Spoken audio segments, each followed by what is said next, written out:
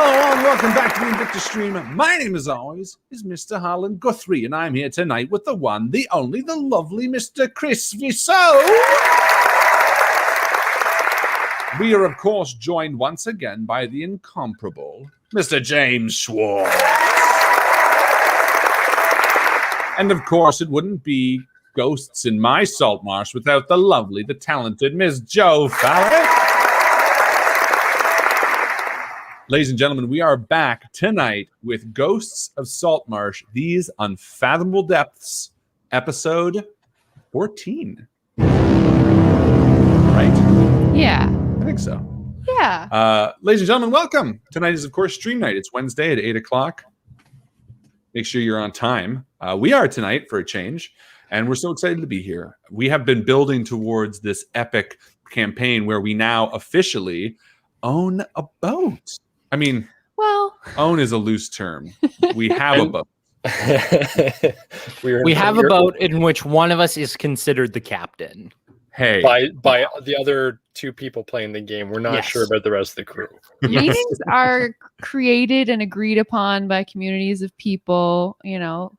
So if it's your boat, if you've decided that it's yours, who's to tell you different? I mean, well, first of all, it's a ship. It's our ship. So let's just stop with this boat nonsense. Well, it is a powerful vessel of might. girth, Destruction. and Girth. Yes. destruction. The vessel of girth. Is it too late to rename the boat Vessel of Girth? You haven't painted anything on the sides quite yet. We haven't broken champagne on it. That's what we got to do.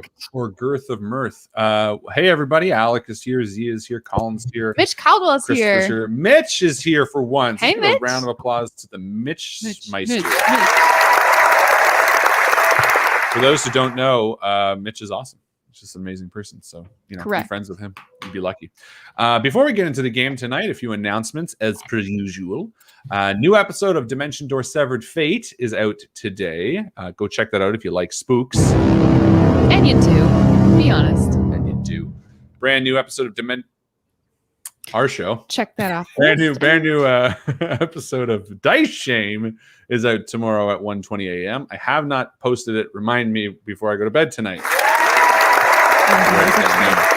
Post DS. That's it. New episode of Malevolent for Patreon listeners. If you listen to that show, go check that out. Comes out every morning. I never mention it. I always forget. But now we have over 100 patrons. So I should do that. So now there's a bit more of a reason to actually mention it. If you are a patron, make sure you check out Malevolent. You have access to it if you back us at any level. And it's a pretty okay show. Getting some nice buzz around the water cooler, the virtual water cooler, because, of course, COVID has fucked things up for water coolers. I'm glad I got out of that. The water cooler industry really took a hit. You're telling me. That's funny for many reasons to me. But anyway. And I just realized why it is. Yeah. I wasn't even trying to do that. That's great. I'm so funny. We also got some really exciting news. Which Bims bit has of joined news? the crew. Bims, the little dragon, is going to Bims. We'll see how long he survives. Yeah, we're going to heal him up Forever. good. For fucking ever, Joe. I'm going to cure his little dragon pneumonia. It's going to be great. We also have this mysterious Oceanus, the sea elf, which is really exciting. I don't know what kind of demons he's hiding under his shawl. None. That we're going to promote to skipper or first mate, and I'll get demoted to, I don't know, poop deck The swabber. morale on this ship Poop is real mate. low. Talia is not okay with it. We gotta listen. We're all captains. This right? is good for everybody, Rana. I think if we promote everyone but you, everyone will be happier. I You're the remember second- when they were trying to convince you to live in the bilges because you're a fish person. that Lana Yeah, suggested. I definitely was on board on that one. Yeah, they were like, no, That's I want to. just a bad idea. Yeah. Front, back, any way you look at it. Other news that's coming up, we got a brand new stream What? on Monday nights What do you starting mean? in June, which is going to be exciting. We're working with a company called Sigil Entertainment. I'll be running Joe and a few other kooky characters through a superhero 5e themed campaign. It's going to be really exciting, but more on that later. I just wanted to let everybody know to clear your Monday nights starting in June so you can hang out and watch with us. It's going to be a blast. It won't be on this channel. It'll be on Sigil's channel, but it's It's going to be an Invictus show. It's going to feel like this. It's going to be this. Harlan's I can't do gonna be anything running else. it. Yeah. Let's All I not know. lie here. Even if I wanted to break the mold, it's too late for me. So it's going to be the same type of thing. But it'll like essentially double up the live content that we'll be releasing every week. Yeah, so you'll see a lot of us. Speaking of, James and I got into Hunt Showdown, and we're liking Ooh. it. It's difficult. It's- Joe's really enjoying It's watching hard it. and it's wonderful. It's really hard, and it's really wonderful. And you know how much I like hard and wonderful things. Ew! What other things do we have to talk about? That's probably it, right? I mean, Chris, there's some other stuff. got anything but- going on? Exciting? I Elderwood? got tons of things going on, but nothing that relates at all to this wonderful experience I get to have every Wednesday. So let's not talk about it. Let's just Not even- enjoy the experience that I'm involved in right now and forget about the rest of the wonders that I live on the day to day. Forget Today about it's the- just all about Invictus. Escapism. Just you Invictus. just escape to Invictus. Oh, well, we should say, well, we can't keep tantalizing the game that we got going on without actually doing anything. And I haven't updated the trailer yet. I mean, we could just go with the trailer at some point when we're ready because it's my nitpicking about that last little detail He's is just you're the flavor gonna of get this. So people- You're just gonna get people on your side. You'd be like, yeah, that needs. you see to be that? You can Yeah, fix we gotta fix it. in time for the trailer to be at the top of the show. But this can be a sneak peek. There's only gonna be the most minor difference between when The final trailer, everybody. Wait, what changed? I gotta make sure I'm using the same one. It might not even be the same one because I have my. Can we video show it, on Chris? mine. Chris, can we show Like, is it like too far? Like, is it going to be like the type of thing where we're peaking? We should be peaking later. it too early? Well, it's okay. You want to run in the summer. I mean, I'm used to peaking too soon. Ask my partner. So I don't wanna- know. Shoot my load, as it were. I'd end up with some mess on my hands. Do you want to run this game in the summer? What summer to you? Is it June? Is it No, like 2021? 2023 or something, right? That summer? No, of course. That's Like, yeah, summer's as soon as school's out. It's like the end of June. Let's put this way. Mid-end. What's the soonest? End of June? Yeah, end of June, soonest. Is the soonest? So then maybe we shouldn't show the trailer. Yeah, we I should don't want wait. people excited. I mean, I have lots written, or actually by lots, I mean more than I usually have by this point You in already advance. showed us the map. Well, we can't I show us know, the map. No, don't even worry about it. Let's just wait. Let's Let's just have it keep uploaded in case we change our minds. So let me delete that video of Henry eating snake meat. All right. I think that's it. Let's do this. Sounds like a weird thing. I don't know. Let's do this. Anything else? James, do you want to plug anything? James got a brand new job, everyone. Yeah, Yeah, you got a new job for the summer. Huge congrats to him. New And job. also You. a show that has Summer. nothing to do with us. Actually, the Kevin Bacon degree is very minor. Oh yeah, So- yeah. On Invictus Con, Joe and James were on a panel that Liz, James's partner, put together. And one of the members of that panel was a person named Travis Vengraw. Cool dude. Very cool. Super He cool, dude. own a production company, which I forget the name of, and they have a podcast called Dark Dice. It's a very good podcast, etc., etc. The news is that they have landed as one of their cast members. Hold on, Chris, guess who? Just off the top of your head, who do you think could be a crazy cast member for this show? Dark Dice is like a It's like a D&D D&D podcast, podcast. basically. Yeah. Like, are you talking about like I don't know, like Vin Yeah. Diesel would be really crazy? I don't know. Yeah, Are you talking It's better than Vin Diesel. Jeff Goldblum. what? Yes! I know. Jeff Goldblum! There's I no know. character art. Harlan, show him the character art. Oh for God, this. it's so good. It's really good. I was like it so just landed on Twitter today. envious and so congratulatory and be like, man, what a fucking great get for them. Yeah. Just 'Cause put they- it out in the universe. Maybe it'll happen for us. Maybe Yes. somehow there'll be some crossover, and we'll get him, and he'll be the No, new now we're green not gonna Invictus go stream Goldblum member way. honorary. They're going the Goldblum way. We're gonna go a different way now. We're gonna do We have other to. Jurassic Park cast members. I want Laura Dern. Oh, Lord, Yes. Dern. I Right? want Sam Neill. Sam Neill. How about who's David How Attenborough's about brother? Wayne Knight? Is he still alive? I don't know. I know he lost a lot of weight. No, David Attenborough's brother, Richard Richard. Attenborough. Yeah, I we've want had this him. argument before. David's the nature guy. Richard is the actor. Wayne Knight's still alive. Let's get Wayne Knight. We'll get everyone but Jeff Goldblum. Look, here he is with a mask on too. That's not properly worn. Well, he has to talk, obviously. Revise. Don't take it down to talk. Wait, what Harlan, political misinformation. My favorite's when people remove it to sneeze. Yeah. You ever seen Although, that? Yes, I have. Although And I they have sneeze in sneezed their in them. hands, and you're just like, I've sneezed a few times in a mask. It's pretty horrible, especially with a beard, because you're like, oh, this is gonna be a while, class. Please read pages 1 through 30 while I go and clean my beard in the staff washroom for 10 minutes. Okay, but if we gotta get a Jurassic Park person, let's not pull punches. Let's get Muldoon, right? The hunter dude. I think we could get him, right? Let's just do it. Let's Who are just do it Henry's to compete. favorites? Oh, that Owen Grady dude. Owen Grady. But he's like a huge guy. Chris Let's Hemsworth? do this. Is Let's that his be name? like announcing season 3 of what show are we? Invictus Stream, featuring. Is the character Robert Muldoon or is the? I think it's the character. Let's not even use the actor's name. We'll be like with Robert Muldoon. That's great. Although I do have to laugh. Someone pointed out in the chat that in the write-up for Jeff Goldblum, they're like Jeff Goldblum from he's going to be in this from Jurassic Park. It's like the first line is Jurassic Park, which is so funny because like he's done so much more than Jurassic Park, and he's still known from like a 1993 movie, Jurassic Park. Yeah.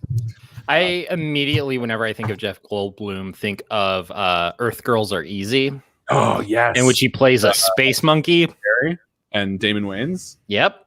Yeah, so fucking good. BD Wong. Who's BD Wong? Is he Dr. Wu?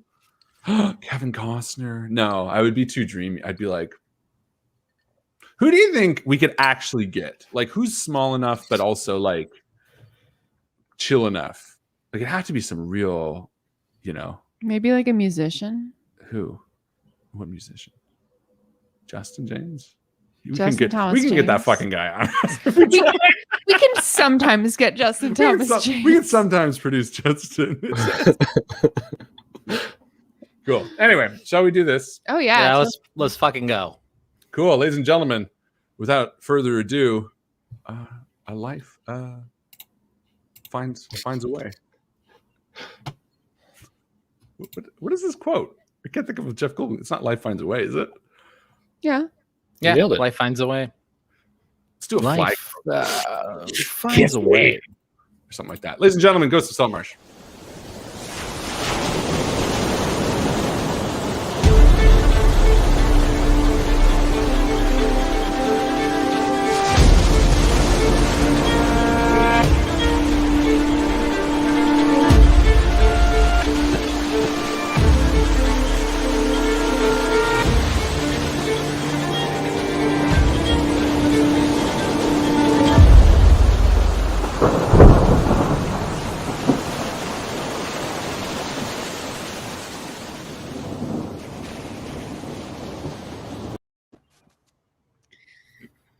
It's dark on the deck of the New Horizon.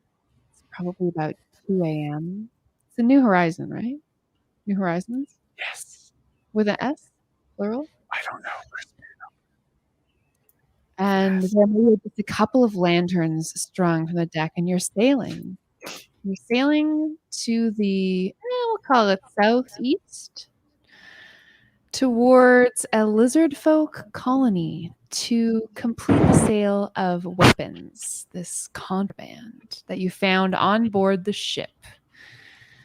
Maybe it's a good idea, maybe not. We have yet to find out. But it seems like you guys are turning over a new leaf, as it were. You're proprietors of this lovely galleon ship.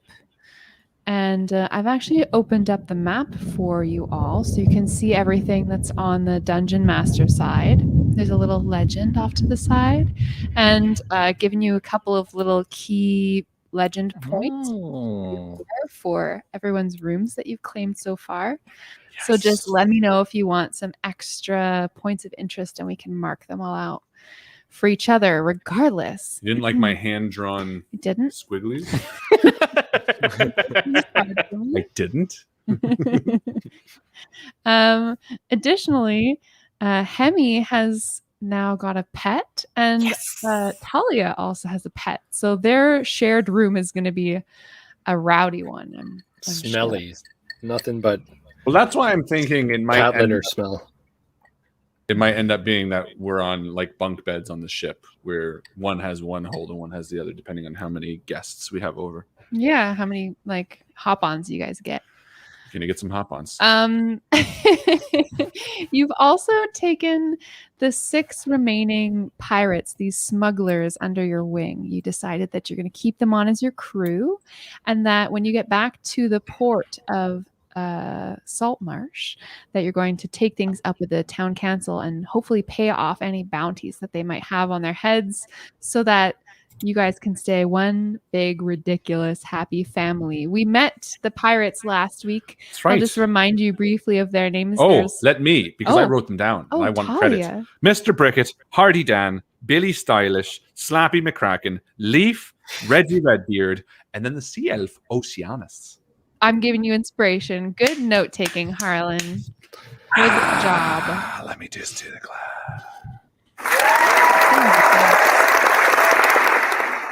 I think I should get inspiration because I choose to be in a party with someone like Harlan, and I know the notes will be taken, so I can rely on it. So, thank you. Point taken.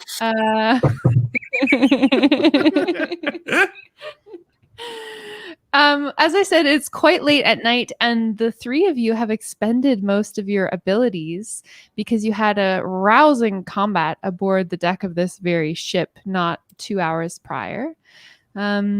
However, there's weapons to be smuggled, so I'm not sure that you'll have a chance to sleep this evening. Did we ever take a look at the weapons specifically? I don't think so.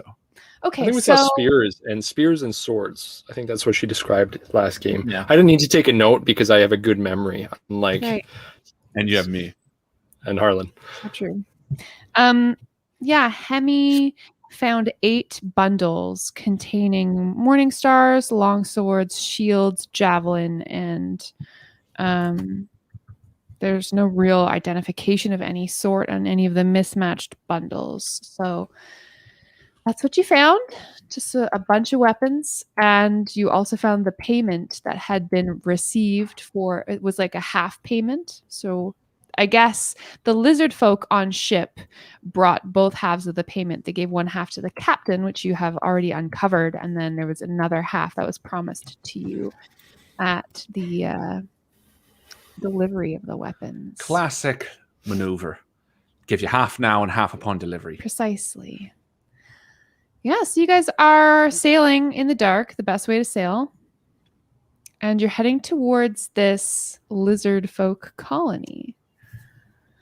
You have Oceanus on board with you as well. This is the sea elf prisoner that the 3 of you uncovered in a secret room, and you had given him his freedom. He told you a little bit about how he came to be on board this ship because he had been sent by his community to come and spy on the goings on board, and then he was captured as a stowaway. And we instantly trusted. Sorry. We instantly trusted this stowaway. We're like, yeah, good people for sure. We rolled some checks. It's fine. So well. He seems eager to assist you and to become fast friends with you. Not like weirdly eager, but he's grateful for at least some. It's a little weird. Let's not lie. So yeah. What about that name, Oceanus? Yeah, it's like we get it. You like water. Big deal. Big deal. We got one of you. Hey. I think Talia is sitting up at the front of the boat, sort of just looking out at the sea. It's a ship. The galleon. And I think because she spent a lot of time on a beach, on a deserted island, I feel like this is a bit scary for her, but also she feels comfortable. So every once in a while, she like looks over her shoulder and makes sure Rana is watching her, and then she like looks back up and like maybe takes a half step forward towards the bow, and then she's like pretending to be confident. She's like, yeah, I can do this, and then looks down, like make sure Rana's still there in case she falls over. Just like wants to make sure that her friend has her back. And so what's the plan, boys? She says in a hushed voice. we just deliver the weapons and that's it? I don't want to. I mean, this will be the last time we do this type of job, I imagine, right? Yes. Look, I agree. I don't think this is particularly the work we want to get into, but I think we'll have more difficulty if we decided not to help these nice lizard folk, because we're not going to throw them off the ship, and we're not going to not take their money because we need to pay off the bounty of these fine pirates. She waves to Slappy McCracken, who's like picking something out of his teeth with a blade. They're nice folks. Personally, I want to adventure after. We have a map. Maybe that's where we take our chances next time. Treasure to be had. Well, the map that you found in the captain's quarters is actually a map to this community of lizard folk. Well, that's just... I turn the map around and go, well, that's disappointing. It's upside down. Slappy McCracken's like, oh, you're holding it upside down. As soon as we get to this place, we should just head back the other direction again. That's where okay, so we don't have I guess we have a ship. We can do anything we want to now. And for me, I think the biggest thing, is I want to reinitiate myself as a Triton, and part of that is to defend the ocean and what uphold it. So if there are people like the captain who was before us and worse sorts on the ocean, then it's our job to clear the waters, as it were. Speaking of clear the waters, when you guys were done with all those dead bodies, did threw you them just overboard? throw them in the ocean? Feed the fishes. Yes. The sharks and such and so on. That's good. I shall say, though, Rana, let's not put the cart before the boat. Seahorse. Before the galleon. Ultimately, I do think after we deliver the weapons, we should head back to Saltmarsh and make sure it's okay with the city that we've taken control of the boat. If they put up a fuss, well, we'll figure out a solution then. But I do think we don't want to send the wrong impression to our cohorts back in the city to think that we're the next big issue to be dealt with. Inadvertently becoming pirates ourselves. I want to say bingo bango, but Wrong. correcto mongo. Tally will need a new correct catchphrase. I want to correcto mongo. Correcto mongo. Correcto mongo. I'm writing it down so I don't forget. Good. Very good. Hemi, what do you think? Well, I think that helping out the nice lizard people is a good step. Thanks, Hemi. Well done. GM. You sail through the last dredges of the evening. The moon is hanging low over the water. It's a full moon tonight, so you can sort of see just this ghostly passage of the ship in the night. It's churning up this silver wake as you travel. It's really beautiful, and it just makes you super happy that you've got this really beautiful ship to call your own. I'm going to drop you on another map just for a little bit of context.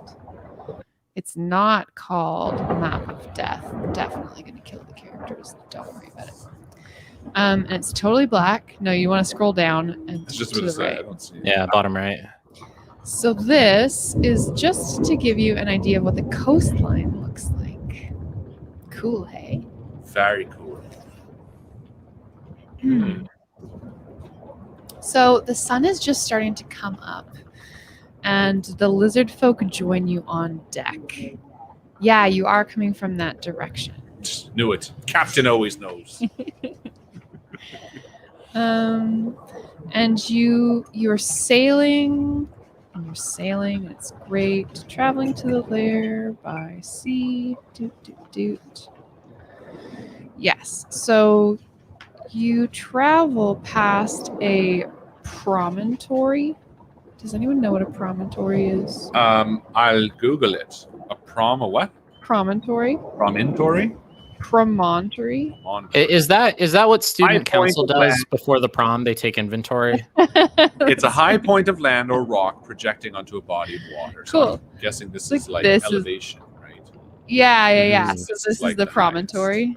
Our contour lines there. I love it. What are those called? Are those called contour lines? Elevate contours. Des courbes de niveau en français. I didn't know you spoke German. Yes. I speak German in French. What? You Impossible. you Yeah, it looks like this is like a cliff. That's what we're getting at. Yeah, man. You sail along this coastline past what looks to be this like marshy area. And then you see a couple of trails as the boat travels along the coast. So up in the hills, these like marshy dunes leading up to this promontory, you see a couple of well-traveled footpaths. Oh, so you're still saying we're up here at the top? Or have we sailed all the You're way just around like the coast? sailing around, and I'm telling you what you're seeing. Okay, cool. Just in general, I guess.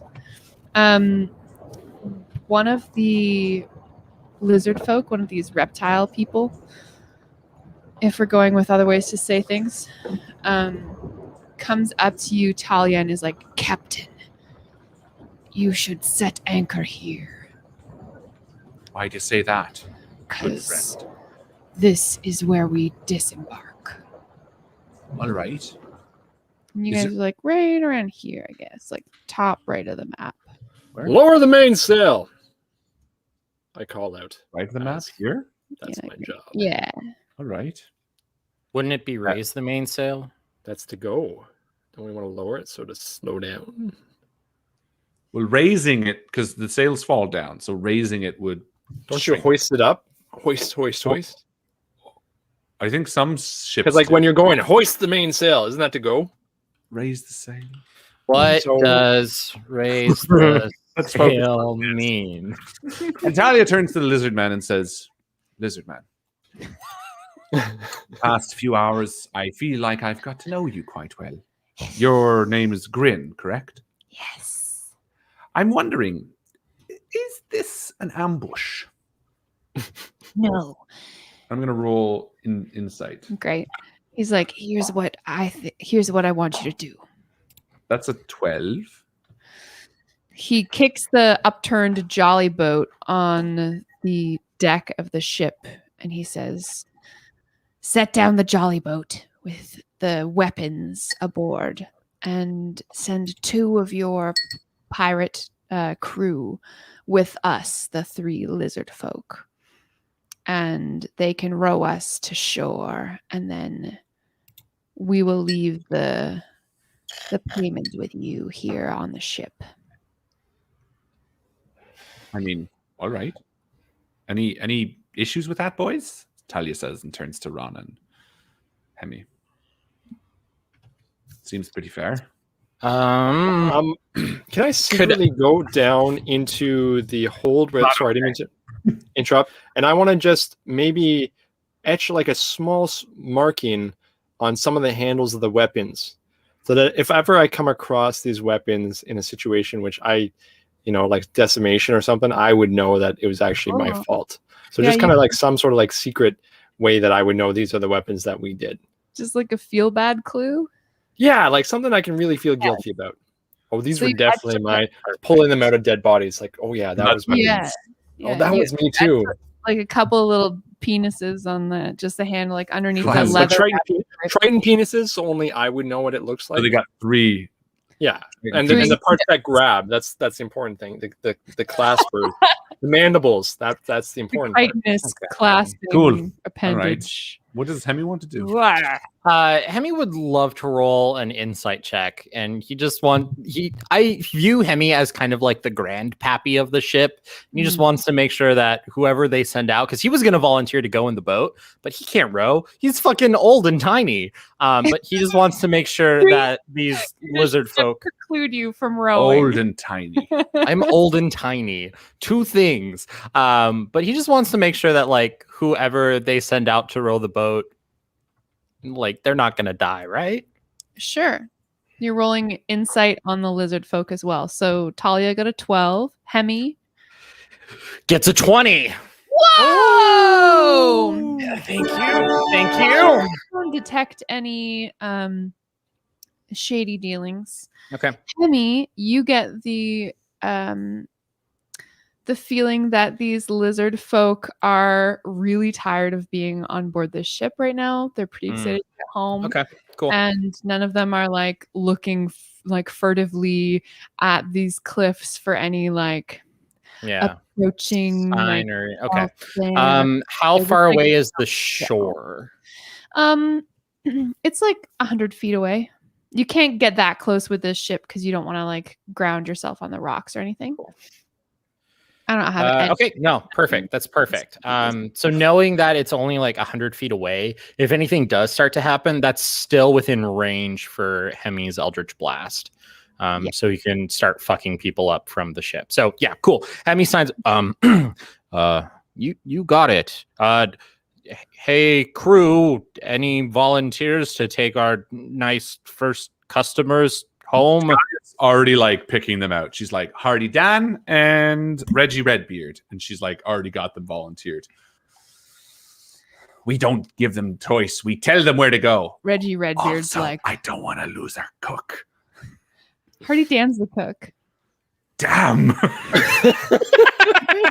No, but Hardy Dan, I picture Hardy Dan and Reggie Redbeard being real beefcakes. So Hardy Dan's the biggest one by far. Yeah. He's also the hairiest one by far. Well, that's double win. So Reggie Redbeard is a bald 55-year-old that's kind of like a grumpy old grumpy perfect. Gus. You too. There's a spin-off series in the work here with you two. So you go. Okay. Make some fun. They do. They jump in the boat. The lizard Hemi gives them some snacks. Oh, what kind of snacks? If we have them, juice boxes, but that seems a bit far-fetched. Nope. You got Okay, him. They're made out of wood, though. Perfect. The Hardy original Dan juice looks box. at you and he's like, "Is this vegan friendly?"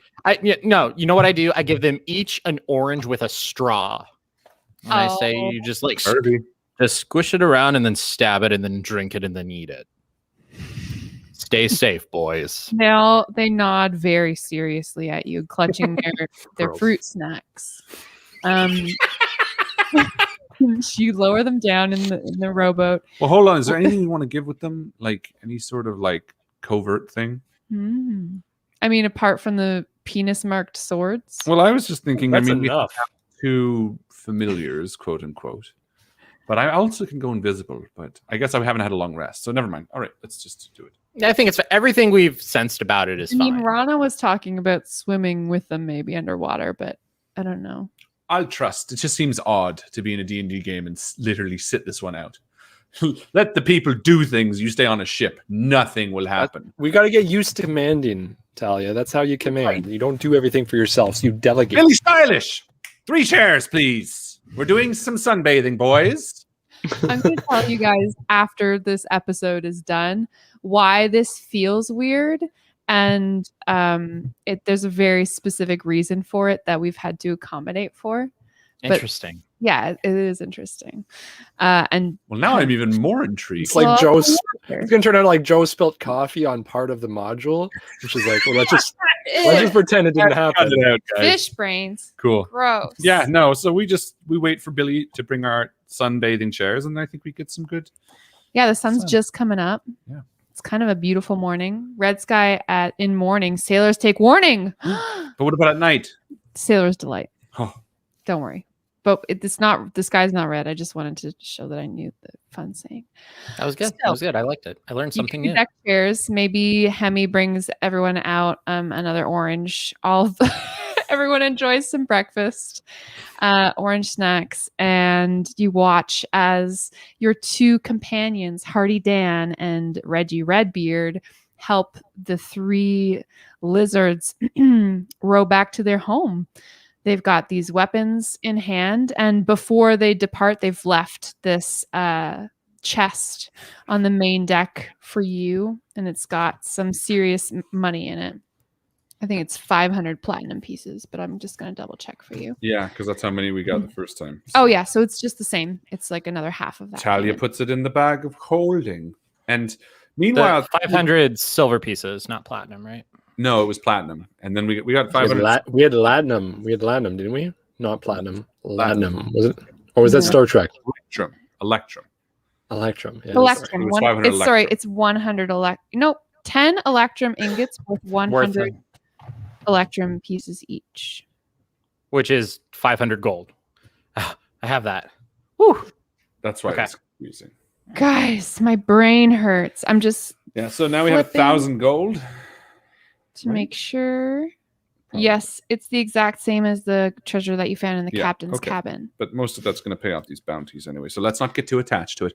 Meanwhile, Talia is in the reason she secretly got Hardy Dan out is she goes into the kitchen and because she cut off the head of that second in command, bloody Baron dude or whatever. Yes. Or was the captain's head? She took a head and she's like, just locked the kitchen door. She's just like boiling it to get all the meat off. Like she's just like head soup. Like an hour later, she like picks up this like perfectly white, almost bleached skull, and she's like, "Yes!" And she puts it in the bag, and she goes to dump it, but like someone else calls to her, and now there's just this pot of like human flesh. That's been like. I call it hot head water. So watery, Wonderful. Yeah, so she has a new head. I think it's the captain's head. What was the original captain's name? Does anyone remember? Oh God, I'll tell you in just a moment. I'm gonna add it to my head sheet. You got headshots for that? Shitty McButtface. It's Captain Sigurd Snake Eyes. Captain Sigurd Snake Eye. That's right. Perfect. So she's got another head to whisper little secrets to. But again, it's not a dawn yet, so I can't use it. As Talia is busy in the galley of the ship, everyone on deck waits. And like the 4 pirates who are left behind with you are all kind of clinging to the railing of the ship, just watching their friends row out. They're kind of worried a little bit that these lizards have something in store for you all, but nope. They get them to this little lagoon and the lizards hop out and they take the weapons and they just disappear basically. And then, yeah, your pirate friends row back to the ship. Everyone does a big, what? What was that? Shrug. And then the jolly boat gets lifted back up to the ship and everyone's reunited. You guys have earned your first pirate booty. I'm proud of you. That was uneventful. Right? If this is how easy it is to be a pirate, Maybe we should be pirates. maybe we should just be pirates.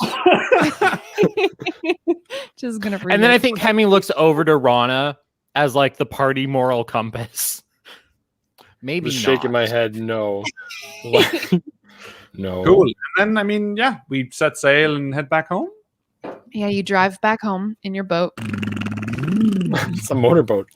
Race you. We'll just drive. It's like 10 a.m. by the time you get back to the familiar shores of Saltmarsh. This is easy.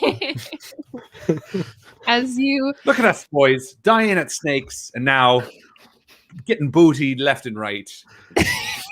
little booty here. We're getting out on the town, smacking booty.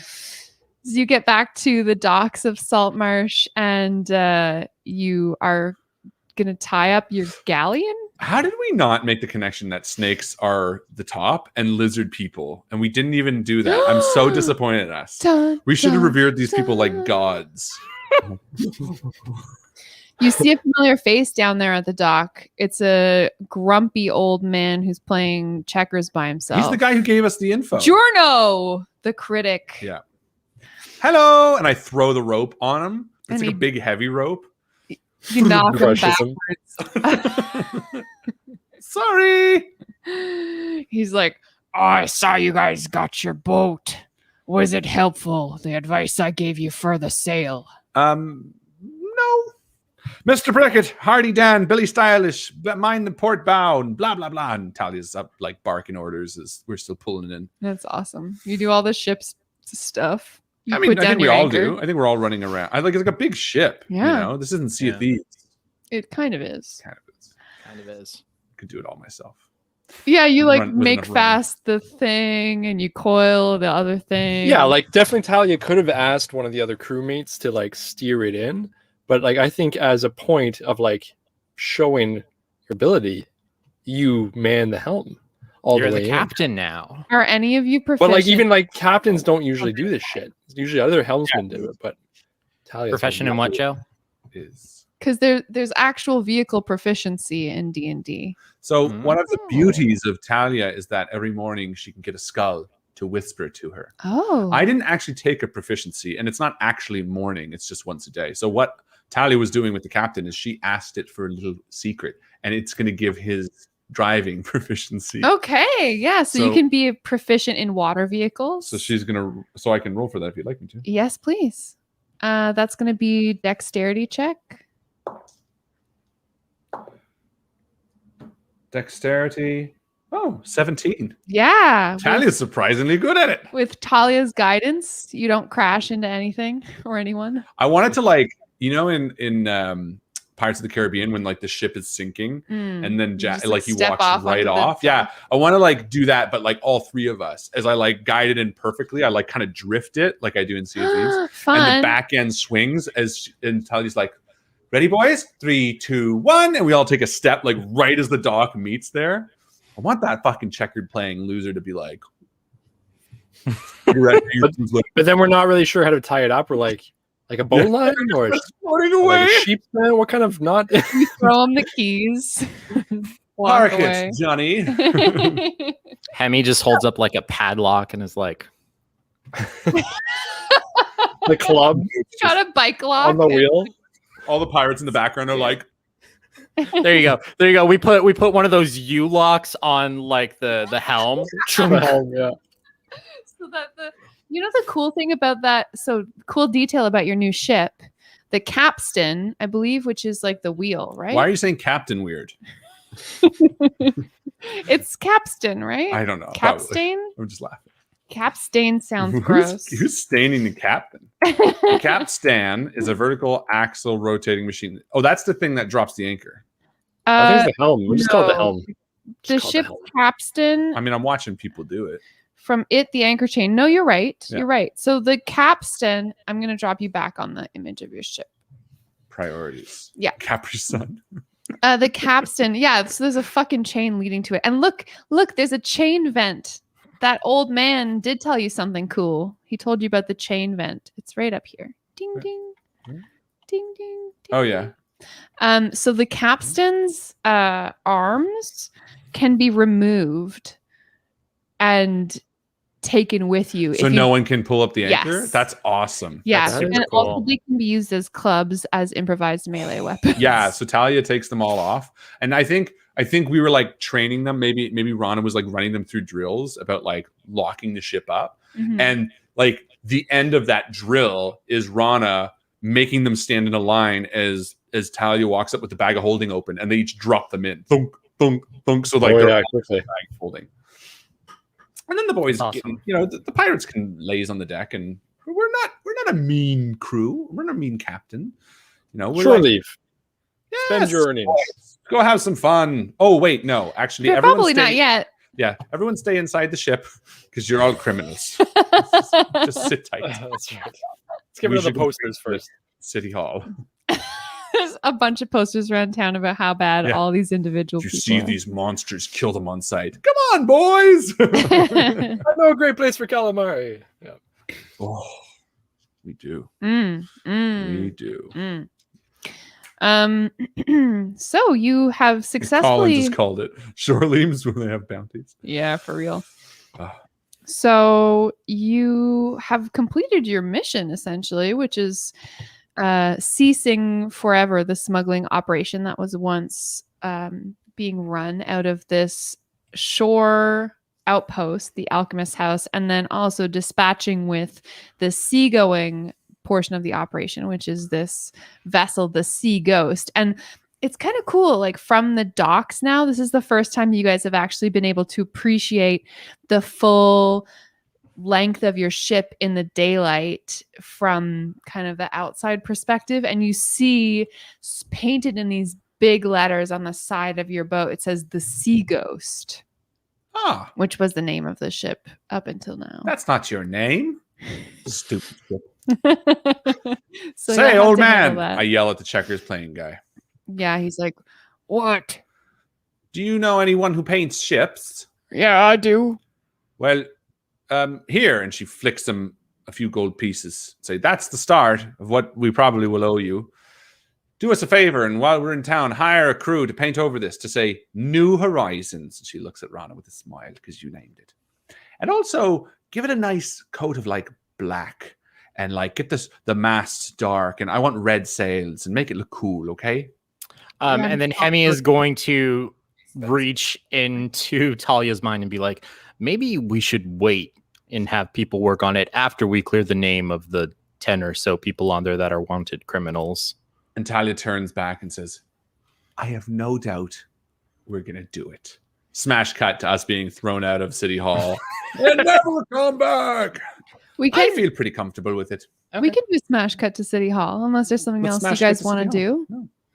I honestly it'd probably take some time. I want them to get it done while we're doing something else so that when we come back, we're ready to fucking sail. That's smart. Well, here's the thing. I don't think you guys are going to be ready to sail out again today because all of your things are depleted. And since you're all exhausted, you're going to be rolling with disadvantage on your skill checks. No, listen. This is the beauty of the pirate ship. It is a mobile rest. We'll sail out, tell the boys to go, park it offshore, and then we're just going to sleep in our beds. How cool is that? When you paint a boat, don't you have to like pick it up out of the water and like... When you paint the hull. This is fantasy world. What the fuck am I talking about? You can just go like tra-la-la. Mermaids are going to paint it. Oh, that's right. We could literally hire a mage to just... Wait, fucking Hemi could do it. Yeah. You have... Do you have prestidigitation? Yeah. So you know what? Fuck it. I take the gold back from the old man. That's all I need? That's crying. Oh, we're going to have the most... Oh, I'm so excited for this boat. Let me start looking at paint. Here, I give him the gold and I say, look, just paint New Horizons. And I look to the others. I say, look, let's get the traditional feel for the title card. And then we'll prestidigitate everything else. Aye, aye, Captain. He says in a different voice than before. So smash cut to the town council. You guys are standing, the three of you are standing in front of 5 now familiar folks.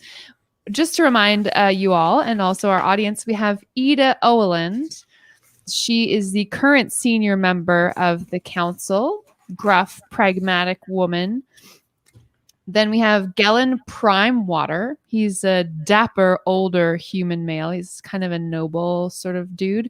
There's Eleander Fireborn. That's our burly captain of the wooden guard, captain of the town guard with a wooden leg, who knows a lot of different languages. Manistred Copperlocks, who's the dwarven leader of the newly established mining operation. And Anders Solomore, easily the youngest person on the council. He's pretty eager to just prove himself. And the three of you are, you're hanging out, standing in front of this long table of council members. And Ida takes a stand. She says, it's good to see you back so soon. How did you fare in your endeavor to cease forevermore the smuggling operation? And I think we gesture to Ron. Feel like there was more bloodshed than we had anticipated, but fortunately, we have taken the boat that was doing the smuggling out of commission in that line of work. We are back to let you know that the smuggling operation is over now. And the men who were on board it are changing their ways, and we'd like to make sure that their names are cleared moving forward. They were working underneath a captain who had ordered it to be the way it was, and these crewmates were loyal and refused to do mutiny. Not that they are actually inherently evil people. Well, I'm sorry to hear that there was more bloodshed than you would have liked. Obviously, these are difficult situations. However, I'm not sure that the three of you are familiar with the history of the town of Saltmarsh, for maybe you would have treated these pirates a little more callously. Well, we don't... Oh, you're going to tell us about the history. Continue. Yes. Up until about 10 years ago, these coasts were the home to the Red Ship Raiders. These were slaver vessels, and they did damage to whole communities all up and down the coastline. We believe that these smuggling ships, these pirate ships, are related to these raiding ships of old, and that their resurgence means ill for the community. And you say you have persons aboard your ship still that were members of the initial pirate crew? Well, yes, but as Rana expertly pointed out, if not a bit too early, we don't believe that they are troublemakers, as you would put it. Now, hear us. And I just gesture to interrupt briefly, and I say, perhaps this is a great opportunity. Maybe they can redeem themselves going against that which you fear most. What better way for redemption than to stop that which you fear they are part of? And I think underneath us, who you've, I hope, grown to trust in what we've done for this community as of late, we can be the ones that usher in this new era for these men and do good for Saltmarsh. Yes, and not only that, these people are followers. They're a crew of a ship. Regardless of a captain, they did their job accordingly. And as we all know, and Talia gestures to Elendor Fireborn with the wooden leg, who seems the most battle-hardened of everyone. Certainly. She sort of gestures and says, look, in times of war, we don't always know which side we're fighting on. And while some of the crew were slain, some of the more zealous followers of the Captain Red Eye, or whatever his name was, did fall, those who decided to join us were ones who took up arms against said captain when the time was right.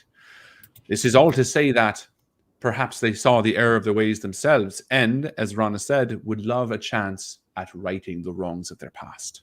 Why don't you guys make a persuasion roll? Whoever wants to roll can go for it. And yeah, okay. Chris wants to roll. You can roll with advantage because I have +5 persuasion, so I thought I'd go with it. +6. Well, I got 17 on my die, so 22. Okay. And I'm here too. Hemi's just looking real sweet. With a. Did you bring your? Oh fuck yeah! No. He hasn't left my side. He's in my hat. Good, great. You haven't cured him yet. You got to get that boy some medicine. Yeah, I know. It's on my list. Okay, good. It's not like I've had time to go to the store. I just think if the thing dies, James is gonna quit. I know. Hemi go dark. Hemi go real dark. Ida sort of shakes her head in kind of like a distrustful way, and then the man beside her, Gellin, this older dapper looking gentleman, puts a hand on her shoulder. He doesn't even stand up. He's like, Ida, I think that these adventurers have proven themselves to be quite enterprising and to be of sound morals. And remember, Eleander was telling us about how they helped him with one of those side quests before they went back and, with all the ship and whatnot. These are... Even though he died? Well, that wasn't your fault as far as I understand. They bought it. Oops, I said the wrong way.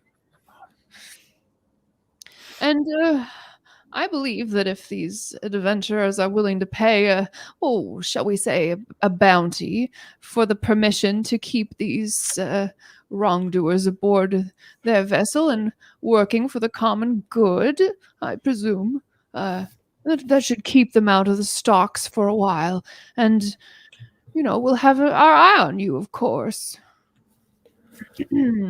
Perhaps they could pay off their debt by doing the work. I mean, privateers have been known to be hired by governing bodies to protect bodies of water. Would this not be beneficial to both sides? They work for a certain amount of time, to pay off the debt to society, and then they're free men. Ida has a hard look on her face. The debt to society would need to be paid with their lives. You don't understand what the kind of people these pirates can be. Granted, that's a fair point. But I think we haven't seen yet what type of people they can be. If we see them just as pirates, then you're right. They will continue to be horrible men. But if we can see them as more, as potential, maybe they can be more than that.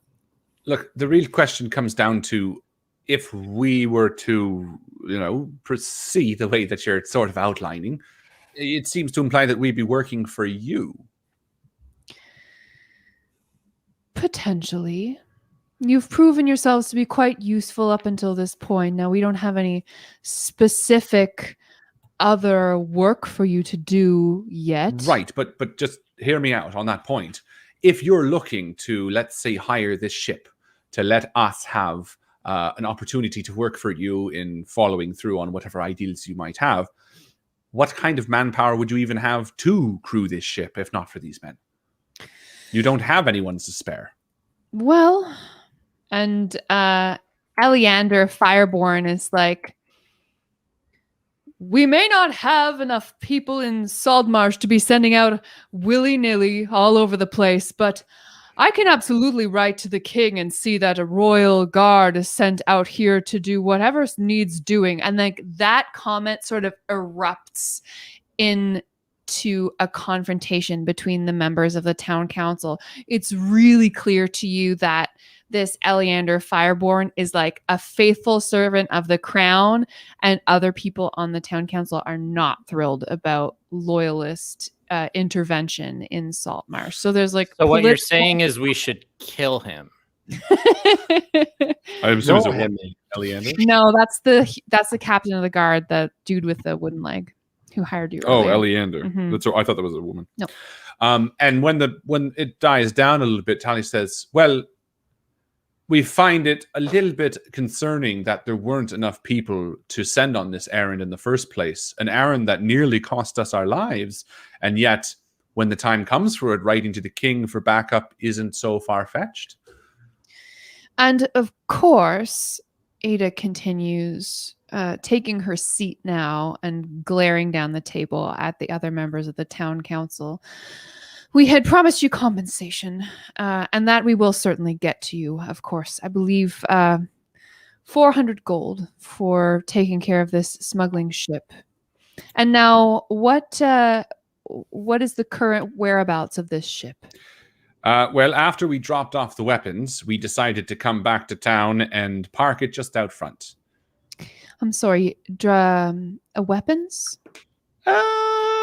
No, I said weapons, as in the prawns. We were weeping upon we wept upon the boat and decided after killing someone needlessly. We felt. Look. And Talia like walks up to the table, like in a whisper, even though everyone is still listening because there's no one else in the room. She's like, "Look, when we took over the ship, there were some weapons on board that ended up going up to the lizard folks. But in our defense, that was the captain's decision." She takes off her hat and puts it behind her back. Steely Dan. Or We should have Moment of the changed bus. it to wet prawns. We had to get rid of all of the wet prawns that were went on the prawns. ship. I went prawns and then Oh, did I you? know. I Okay. changed it. Wept on Adam. Oh, you were man, right. that was great. That was good. I'm sorry, guys. I'm sorry. So, what you're telling the council is that there is a community of lizard folk near to Saltmarsh that is amassing weapons for an unknown purpose? This is very troubling. Is this a state where it's not okay? Like, is this Saltmarsh? Can you not carry a weapon through Saltmarsh? Oh, absolutely, you can. Okay, then I say we And all this- have weapons to defend ourselves. As you can see, I'm fully armored, and you don't feel threatened by us. What is it about the lizard folk that is so threatening? let's play it close to the chest. We don't want to be stupid about this, says Tom. I don't. Talia, who literally just gave the entire Just out of the blue, dropping that bomb on him.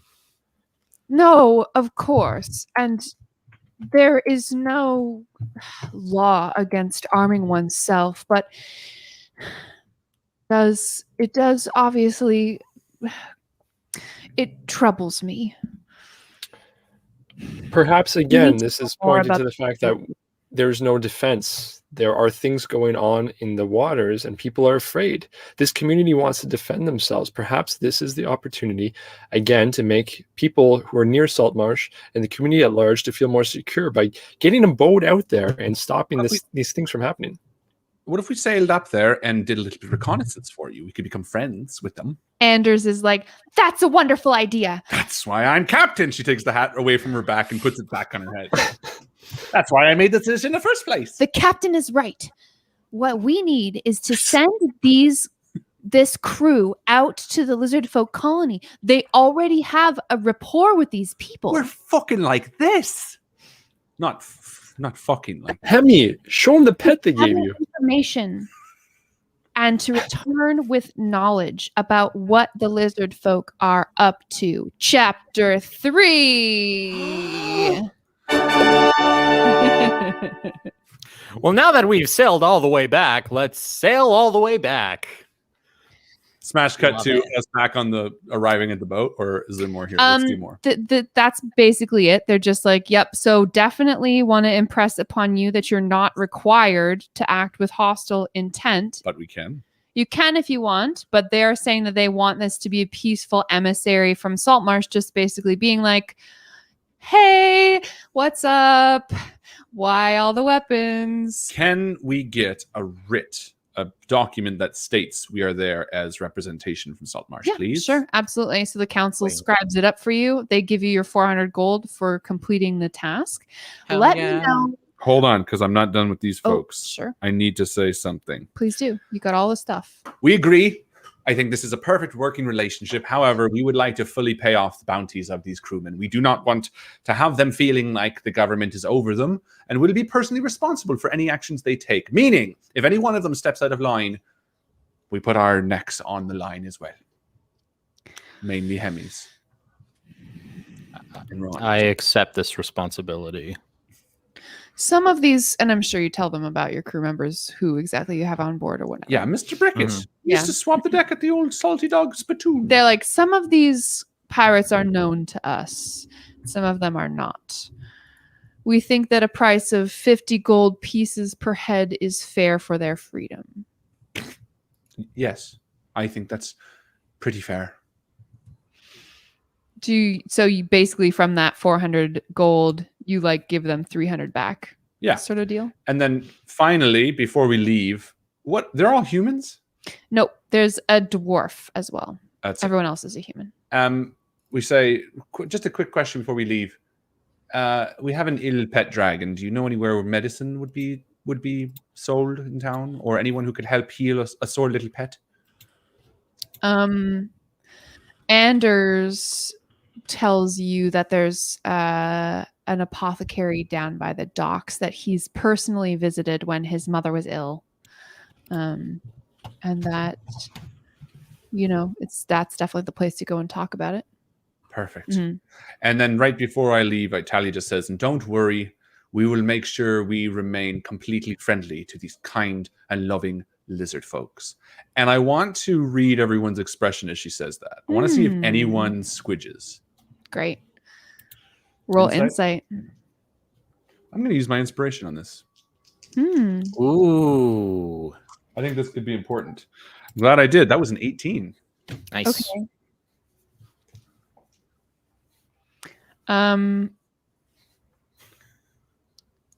Gellin, the noble who spoke up in defense of you guys and your intentions, looks maybe just a teeny bit uncomfortable. Okay. And Manistrad, the female dwarf, Copperlocks, yeah. mhm, she is looking reading backstory. Frustrated. She's looking frustrated. Mhm. Cool. Ida is self-satisfied. Yeah. And Anders is just pumped because that's Anders. Cool. And Fireborn? What was your role? 18. He's got his head down right now. He's working on your document that you had asked for. Okay. Because he's the servant of the crown. He's got Ida is in charge, but Eleander is the guy who has like the stamp. You know what I mean? So the main takeaway is that in reacting to me saying positive things about the lizard folk, Gellin was uncomfortable and Manistrad seemed frustrated. Yeah. Good. That's why I spent that. What was it called? Inspiration. Inspiration. Yeah. And as Talia walks out, she just says, "No, my grumbly little tummy has a feeling that a lot of this might be connected. You know, those smugglers hanging off the coast, being so close to Saltmarsh for so long, it seems odd that they would be working completely independently. And furthermore, the actions that they were taking weren't just smuggling beer and wine out, but they were taking weapons to start what? I wouldn't be surprised as we start tugging at this cloth, we might see that more has to do with Saltmarsh than we ever realized." She looks right at the camera. That's the sound of us rewinding for a second. Uh-oh. Because you just reminded me of all the smuggled shit on board. So the council wants to know essentially what you guys picked up and what you're going to do with it. It's easy. Just look for the penises. What do you mean? Not the weapons. You have silk and brandy stored in the hold of the boat. A lot of it. But they don't know that. So they ask you if you had any merchandise on board, any contraband that Yeah, I mean, if it's you admit to it. Yeah, might as well. We're doing this straight and narrow. It's New Horizons. So yeah, I think we'd let them know. And if there was anything, you know, that had been stolen, I think we would give it back. I think we'd be happy to. Cool. Yeah. For your honesty, they give you 200 gold pieces for the return of this royal property. Nice. It's less than it would have fetched on the black market. But it's so far it looks like we got 1,300 gold pieces. yeah, you guys are doing good. Should we do some shopping? Now you guys got a fucking day to just play with. Armor for rogues. Best armor ever. D&D. Superior. Oh, that's nice. Anyone have anything they want to buy besides medicine for a sick dragon? Possibly armor. I'm gonna look. Why don't you do your dragon stuff, and I'll see what I can do for armor for a rogue. I think, Harlan, we should go ask that magic dealer how much it would cost to get one of those giant belts. Belt of giant strength. Holy crap! These things are powerful. Talia comes with you. I know how much you love this. This has been a long time. Oh my god! If we could get one of those, we'd be so powerful so quickly. I think 25 strength. If it's like the easy.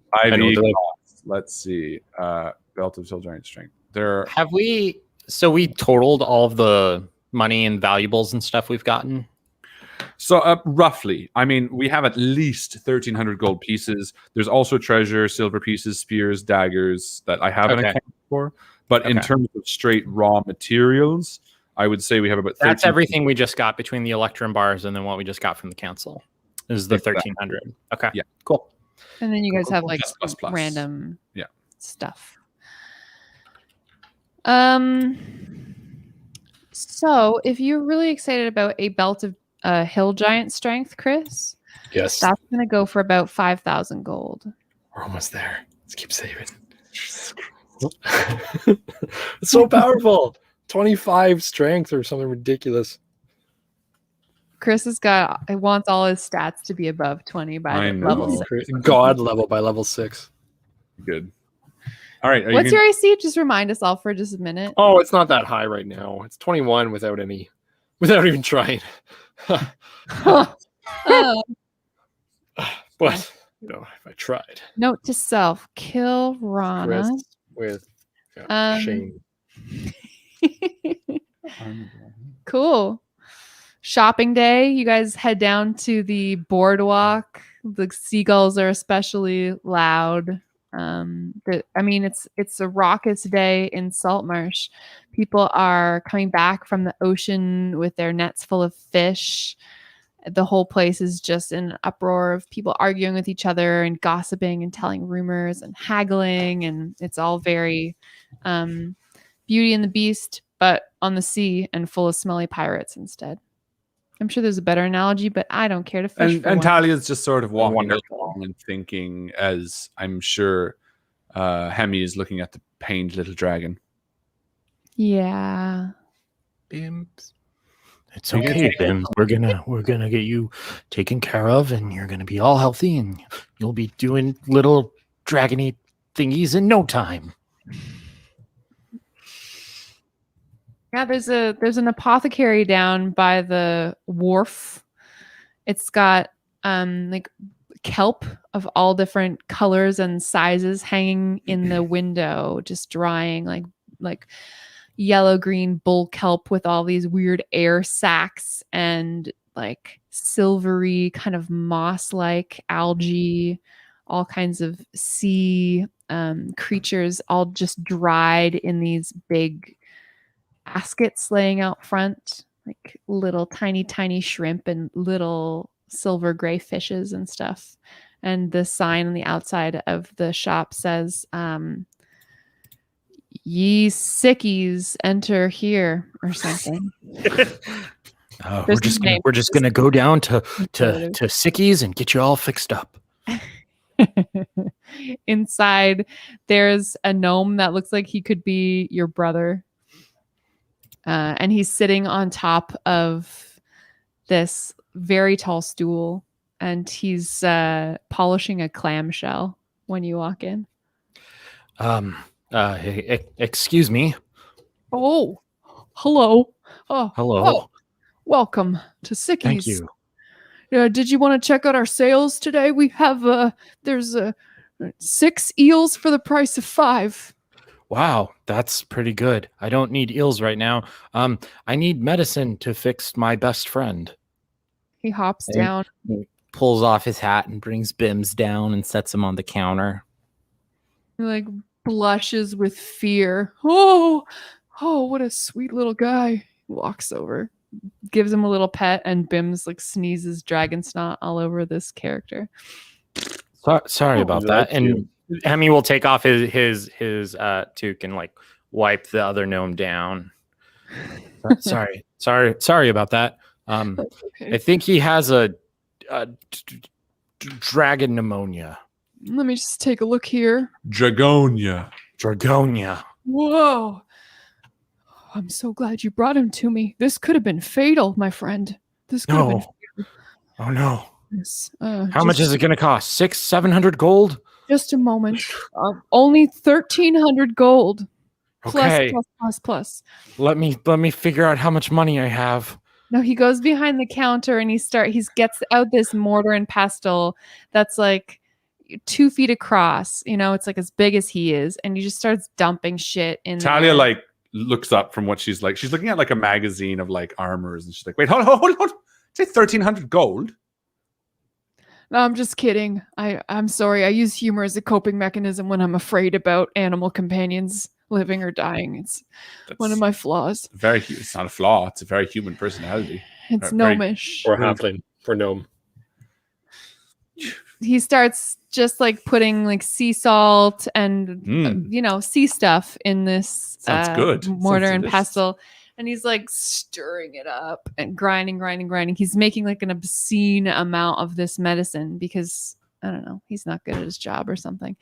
And he gets out a big fantasy Ziploc bag and pours it all in. It's like this glimmering teal color. And he's like, "So you're going to have to dilute this with some ointment. Do you have any ointment, or do you need some ointment?" I think I need ointment. Okay. Is ointment sweat? I have sweat. We make it from fat from a whale. And he goes in the back and he gets out this big fantasy like toothpaste tube of ointment. It's like polysporin, but really big. These are both very comically large. And he's like, "Just mix a little bit of the powder with some of the ointment and then rub it on his chest 3 times a day. 3 times a Until day. all of this is gone." Can I do it once at 9 a.m., once at 10 a.m., and once at 11 a.m., or should I break it up into like Space it equal? out. You gotta Okay, space it okay. out. It's not my rules. It's just how you heal a dragon. I promise. All right, I believe you. He gives You're a trusted gnome professional like myself. he gives you these awkward instructions and weird ingredients, and that'll be 15 gold, please. Of course. Talia, can I have 15 gold? Of course. And she reaches into the bag and takes out 15 gold. Hemi only had 9 gold, so Hemi takes his 9 gold, and No. he I takes think 6 the whole gold from thing- you, and then he passes it Aw. over. Listen, this is our gold, everyone. I'm just holding it because I like the way the bag matches my hat. That's all. That's true. So Hemi pays for Bims's stuff. Great. And then you got a Ziploc bag under one arm and a big tube of toothpaste on the other arm and a dragon on your head. And you got all the stuff you need to make sure your friend lives forever. Yes. What else do you guys want I to do? I just tallied up all of our loot that we've gotten. So currently right now, not counting whatever you guys have on your persons, I had 9 gold. We have 2,320 gold, 850 silver, and 30 copper. Whoa. I don't know what I've written down though and converted. I've been keeping track of everything we've been looting and just saying, yeah, we throw it in the bag. Okay. Cool. So I think that's everything except for whatever we had when we started on our own sheets. I also have a doll. I don't know if you added that in there too. I do not. So we have 2,320 gold pieces, 850 silver pieces, 30 copper pieces, and 1 doll. A doll. Cool. What do you guys want to do with all that cash? Well, I have no idea. Okay. Invest it. Investments. I would like to buy some Dogecoin, please. You do. You buy 1 Dogecoin. Do they sell magic items in this town? Yeah, they We, do. we have the magic lady, Yeah. That's the black market magic lady that we can tell her whatever we want and she'll find it for us. Yeah, it may take some time, but you'll get it. Yeah, no, that's not worried about it right now. But we do buy a few healing potions if we haven't already. Yeah, healing potions are 50 gold. Yeah, let's buy 2 each at least. No? Rana. No, Feels it's left totally over. fine. Yeah, I'd be happy not to heal as much and do more killing. I'm As going to a buy, paladin. let's buy 2 for myself and 2 for Hemi. So that's minus 200 gold. I'll let you track the gold then. So minus 200. You got it? Excuse me. And then I think we head back to the ship and see the new painted sign.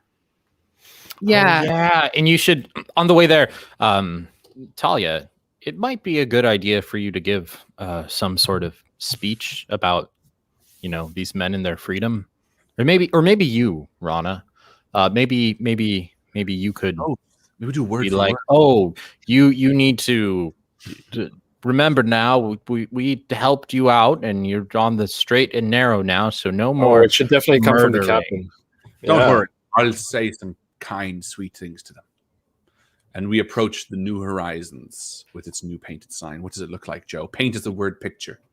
The dark brown chestnut hull of the new horizon is got a fresh glossy coat of paint. Gentlemen, it's got scrawling white and red script that says the new horizon in like a lovely cursive writing just kind of near the butt of the ship, like at the back portion. And Jurno, the pirate ship critic, is hanging from a rope kind of nearby, just hanging from your ship, and he's like, what do you think? It's beautiful. I kid. Wonderful job. And I reach in and I give him 5 gold pieces. Cool. Chris asked me about cannons last episode, so if you want to spend some of that Skrilla on upgrading your ship, you can also do that. 'Cause this is, I mean, it's a lovely ship, but it's Yeah, we could go for some cannons. What do you think? Couple cannons. gross. A little bit of put. Cannon. I don't know how much a cannon costs.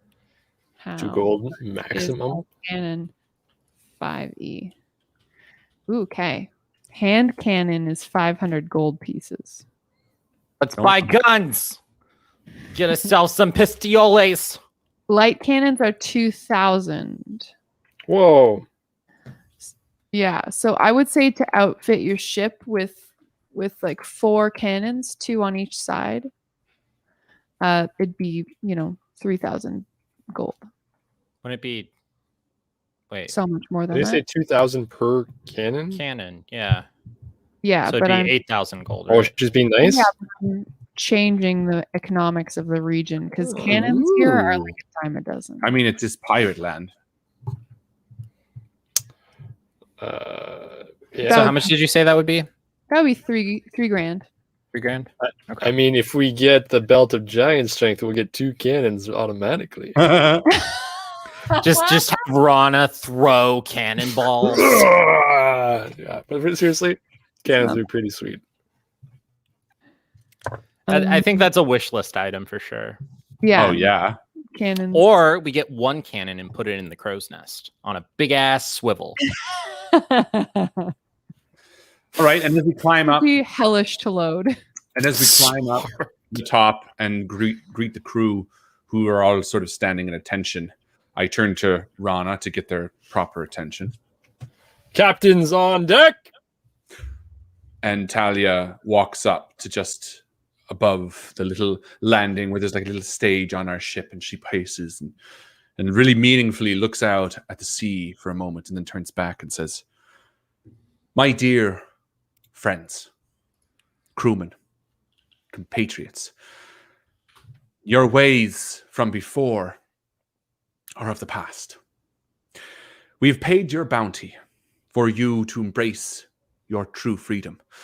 After all, freedom is not worth having if it does not include the freedom to make mistakes." And she looks at each one in the eye and says, "However, this New Horizons means many things to many people, not least of all you. And so I want you to mull on this.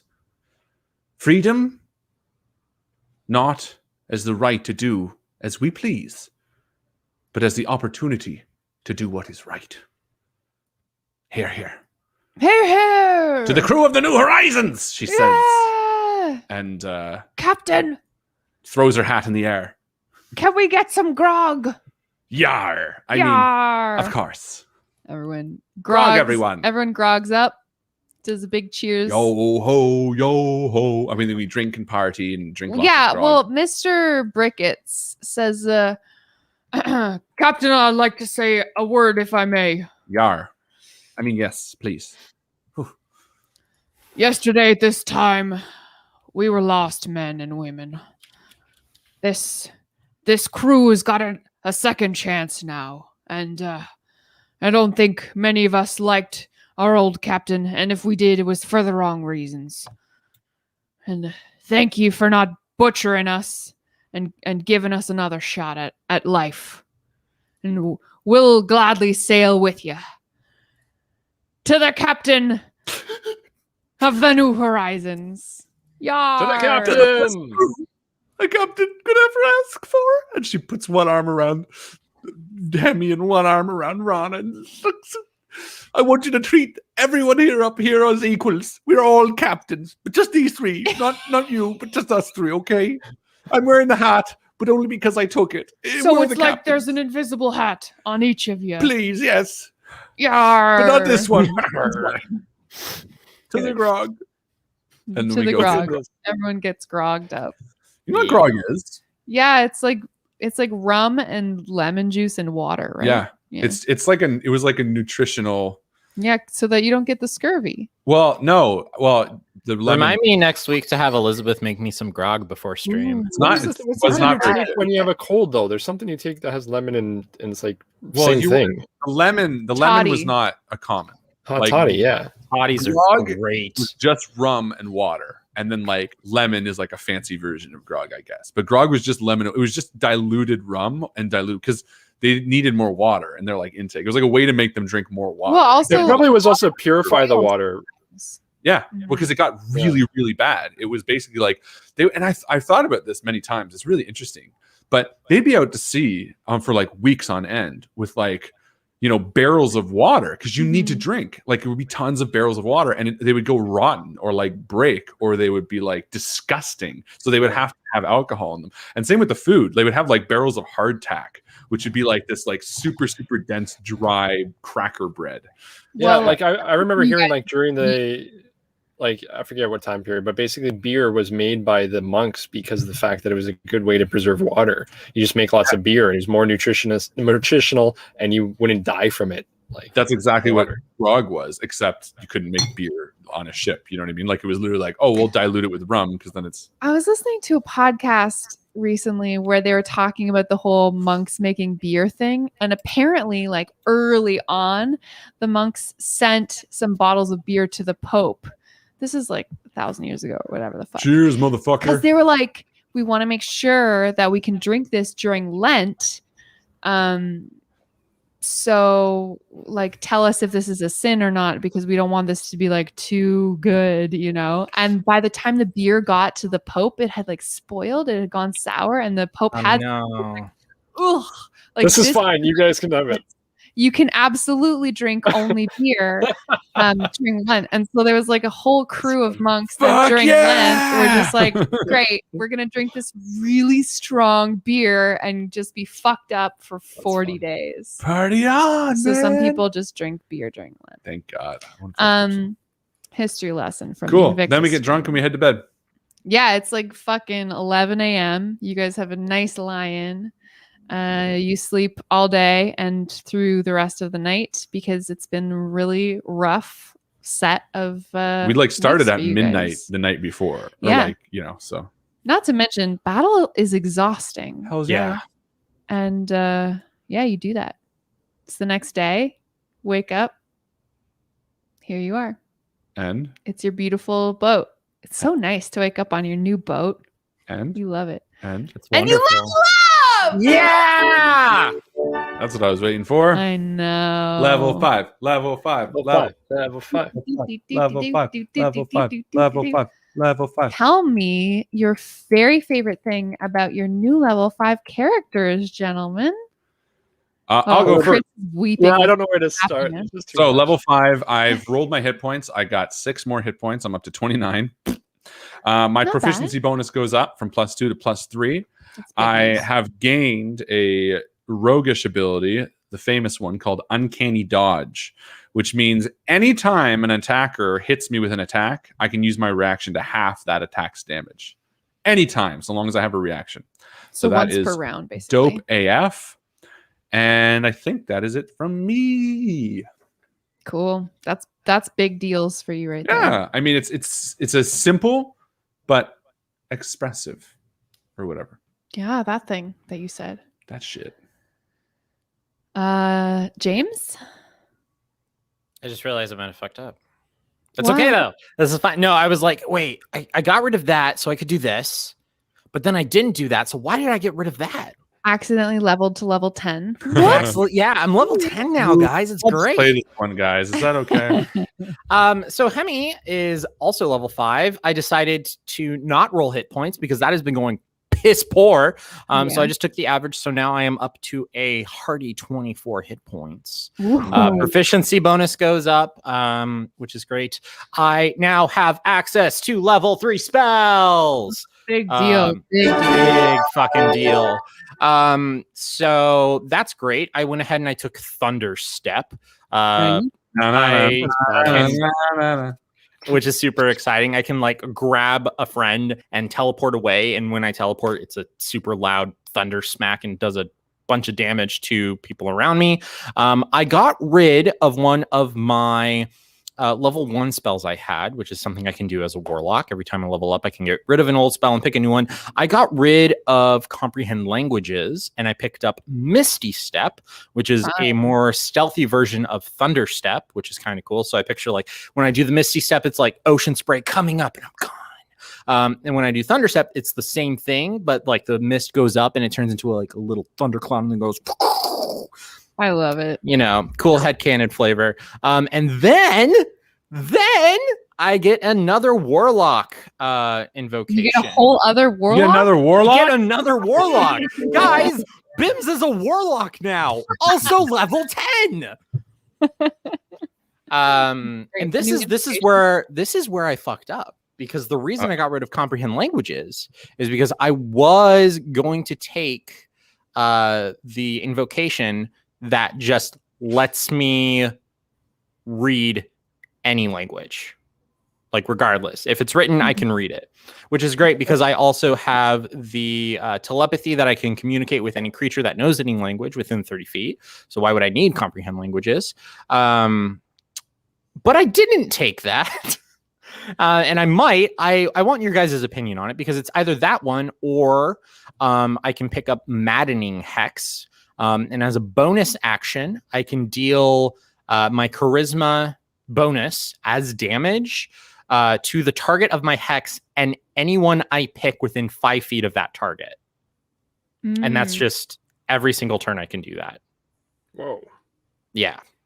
I would probably go damage personally. Yeah. Is that the best level 3 one that you can do though for damage? Or is that the one you were just interested in? So 'Cause I that don't think is any of us have AoE stuff or elemental stuff. Like you're Yeah. going to be responsible for a lot. Yeah. So the thing is, like, I was looking at it, I was thinking about picking up Hunger of Hadar, which is just like a big, nasty 20-foot orb that just plops down, and it deals 2d6 if you start in it, and it has the chance to deal 2d6 if you end in it. It's difficult terrain. People inside of it are blind, but I can't move it. That's So okay. I would do that. I got one that's Mechanically, similar that my- I can move. So maybe you because want to mechanically in my head, it's like, okay, so I can just plop it down, but it doesn't matter unless, like, if people run all the way through it, nothing happens. Yeah, It doesn't deal damage if you enter or exit. It's only if they start in it or end in it. And yeah, like but we 20 could put that with feet. gust of that- wind and them trying to move forward. Fuck, is gonna, that's- The wind. Or- That's true. favorite. So I mean, if you guys think that would be better, I can put it replace this way. Thunderstep I would with that. Go with what your gut says. I mean, ultimately, that being said, between a damage dealer or a language one, I would say probably damage, only because as a 3-person party, it's more important for us to be able to survive than it is to be able to read a rune at a certain time. Unfortunately, Yeah. it's one of the disadvantages of playing a small party. You Yeah. need to do more things, and ultimately, we're not going to die by not being able to read something, but we could die by not being able to survive. Yeah. So it comes down to, well, it's true though, like Yeah. it sucks because when you're only 3 people, you have to focus more on damage because that's the thing that matters. And that's kind of what I was thinking. Melt things a bit easier, really good at range. But I'm managing my spells now, so that Hex is kind of the only spell I have that takes concentration. So I can just always have that up. I cast it one time, and it's Cool. good. And once I hit a certain level, the concentration on it lasts for like 8 hours. If you guys want to massage your characters a little bit between this episode and next episode, that's totally fine too. Like if you decide like, oh, I want to like think about that. Oh, right. a Like little bit change more. some stuff. For Yeah, sure. yeah. Yeah. Cool. So, yeah, a lot of cool stuff for Hemi. That's awesome. I'm really excited to see all that in action. And that's it. All right. So who Chris, tell us about Rana. Thank you. It's super exciting. I got my extra attack, so that was really cool. Oh, Yeah, I which missed is so that. good. Fuck. Yeah, right. And also because I'm level 5 now, my like divine smite goes up if I want it to be cast at like a 2nd level. So technically I could do like 48 plus 2d10 for 1 attack round if I want to for 1 person, which is insane damage. I didn't realize paladins can do so much. Then I also got a whole bunch of other cool things. So I got like new oath spells as well. So not only could I do, fog cloud, which is Joe's favorite, I can also do wall of water now, which is cool. Ooh. That's nice. I also got my level 2 spells, access to level 2 spells. So I took some interesting ones. I took Warding Bond, which allows me to use another character and they receive half damage and increase their... So they basically have resistance to all damage and they get a +1 to their AC. And any damage they have, I do take as well, but it's half damage and their AC goes up. So if I do that with Shield of Faith, it's crazy. I took Prayer of Healing, which is quite good because it heals like everybody in the party significantly. It's a little bit, it takes like 10 minutes. I got Moonbeam, which is a crazy one as one of my oath spells. Yeah, I love Moonbeam. So Moonbeam is like this ray of moonlight basically comes down. And if you start your turn in it, you take damage basically, but I can move it as like a free action, or as an action, whatever, right? So that's pretty cool. So like I can move it around the battlefield and people start taking damage. It's like 2d10 damage if you fail, you're saving it, or just 1d10 even if you succeed. So no matter what, people are taking damage with Moonbeam. What else? And then I took Misty Step as well, which is awesome because Misty Step, as James knows, be great at like Bamfing all moving in and around the out. fucking battlefield. So I mean, I I'm could have so taken excited. like get a mount or whatever it is, like summon mount, but I was like, we have a ship. It would have been cool. Yeah. to That's see so funny.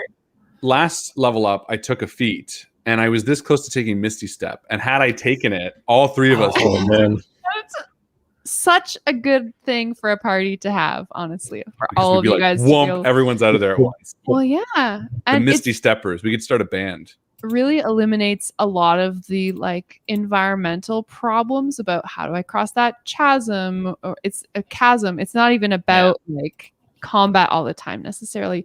Boom, boom, boom. That's very exciting. Also, I'm very excited about you going ring shopping. So I know we gotta get platinum rings. yeah, you have to Oh, yeah. spend 50 gold per. I still have the platinum ones ring. that Justin bought for us back there. I can send yours back. Yeah, this let's look behind the curtain a little bit. In our home game of Out of the Abyss that we played, man, like 4 years ago, Justin, Harlan, Chris, and I used to play here, and yeah, man, Back before COVID. that was ages ago. That And was the first introduction of Red. yeah, But that's when I played Red without an accent, remember? I was like, my name is Red-Handed Robin. I'm a tabaxi. Da, da, da, da. And like there was no personality to him. And then when we did Dice Jam, I was like, I'm going to do Red again, but this time I'm going to like make his personality come through because I knew how to play him at that point. Justin played a cleric also in that game, and But- he loved the spell Warding Bond. But he was a Kenku in that. Yeah. And you were you weren't a Goliath. You were He was a half orc. half one. I was a half orc, barbarian. I remember because you wanted to play Goliath. Ridiculous hit points. You love Ridiculous. that. I remember you being like, I can jump off this and survive, guys. Yeah, and you guys like, but you don't have to. But I'm like, but I could.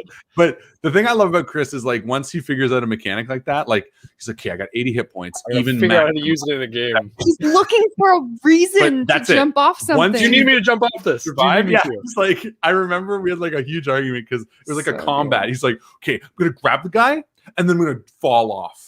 And that will kill him. And Joe's like, okay, but you're like you're with him, so you're like shielding. You're like, no, because I'm gonna put him for. I'm like, gonna it was like a fall whole on thing. him.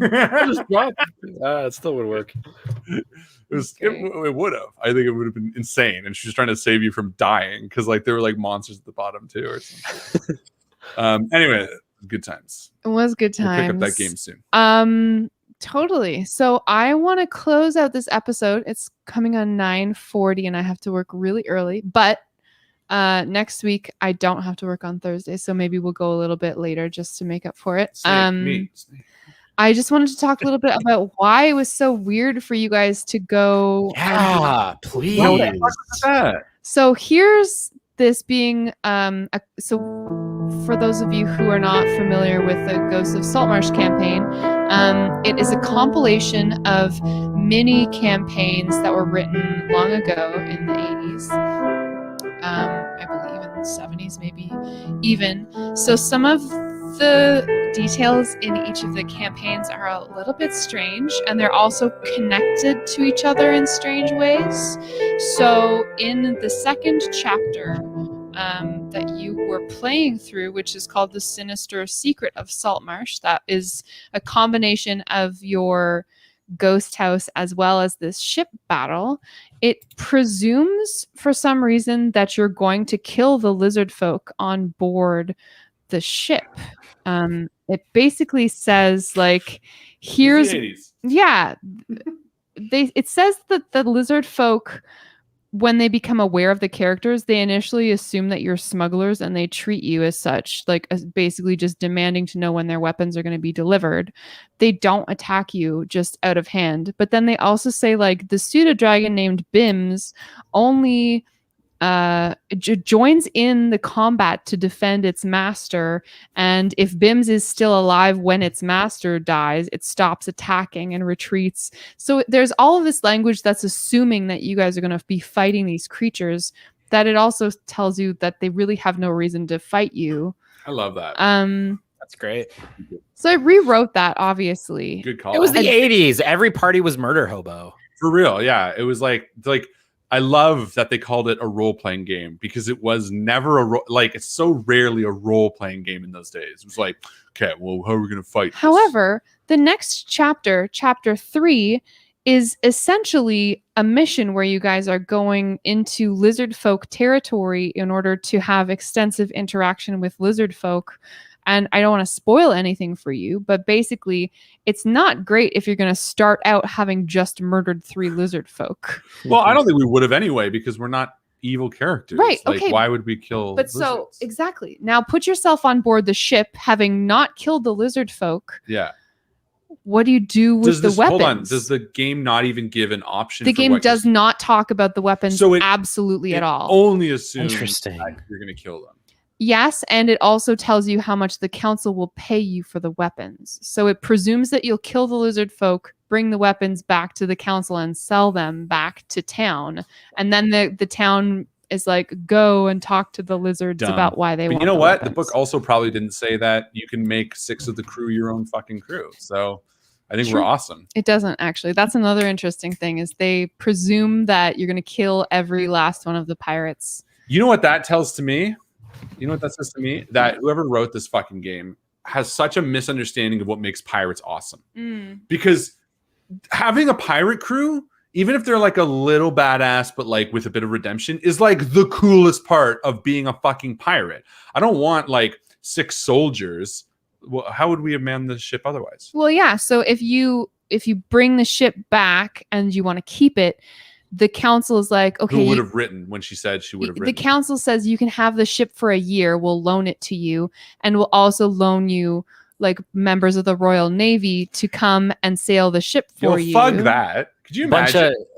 A ship full of a bunch of narcs and us. That wouldn't have Yeah. worked. Yeah. Yeah, Like, yeah. would you like 6 Royal Navy fucking losers or 6 pirates? Like, come on. Created by our beautiful Come on! community. To me, it's a Yeah. misunderstanding of what makes pirates exciting. And it frustrates me when someone writes a game with a thematic element and kind of misses the main draw of the Mhm. thematic element. Because to me, what we've all been excited for is exactly this: naming the ship, sailing on the high seas, scouring for treasure. Colin, Navy Simulator. Lol, no. Yeah, to me, like, it's just it's so out of touch with what you're going for. It's very Absolutely. silly.